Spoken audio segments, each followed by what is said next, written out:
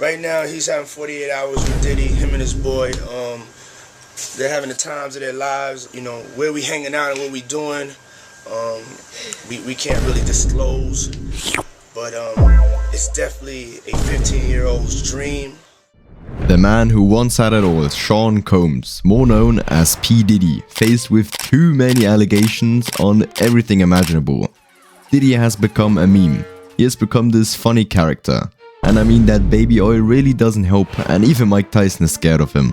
But when you ask people what he actually did, the answer is just something about Diddy parties. And so I noticed that most people actually have no idea what the Diddy situation actually is.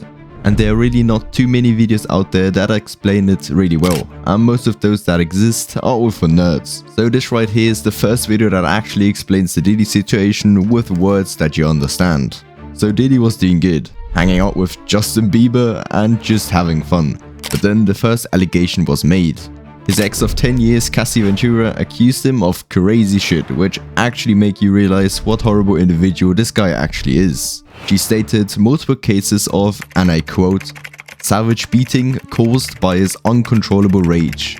But that is not all. Apparently Diddy forced her to take part in days of f***ing prostitutes, and Diddy called this particular activity a so-called freak off. And he did that shit often. Apparently the infamous Diddy parties were oftentimes where this activity took place, and to make it even worse, minors were often involved. We get that from another allegation that stated that Diddy forced drugs on a 16-year-old girl and raped her. At this point he wasn't too much of a meme yet, because all of the stuff he did is just utterly disgusting, and there's even an allegation made that he did the same stuff to a dude. I mean, at least he's all for gender equality, right? But then the meme really began with the raid of Diddy's mansion.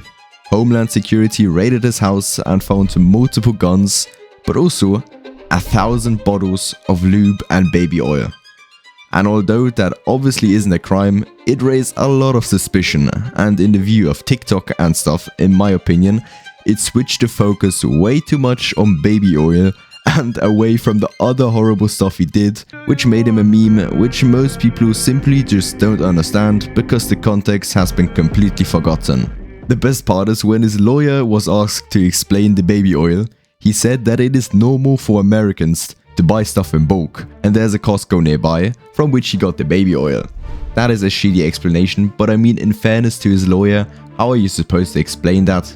The next large thing that happened after that was when actual footage was leaked of Diddy hitting his ex Cassie Ventura. And as a response of that, Diddy uploaded an apology video on YouTube. My behavior on that video is inexcusable. I take full responsibility for my actions in that video. But that really didn't help at all, as most of his business partners left him and the police finally decided to arrest him and keep him in custody until his trial. And that brings us to the current point of him sitting in jail until his trial, which is taking place on the 5th of May 2025.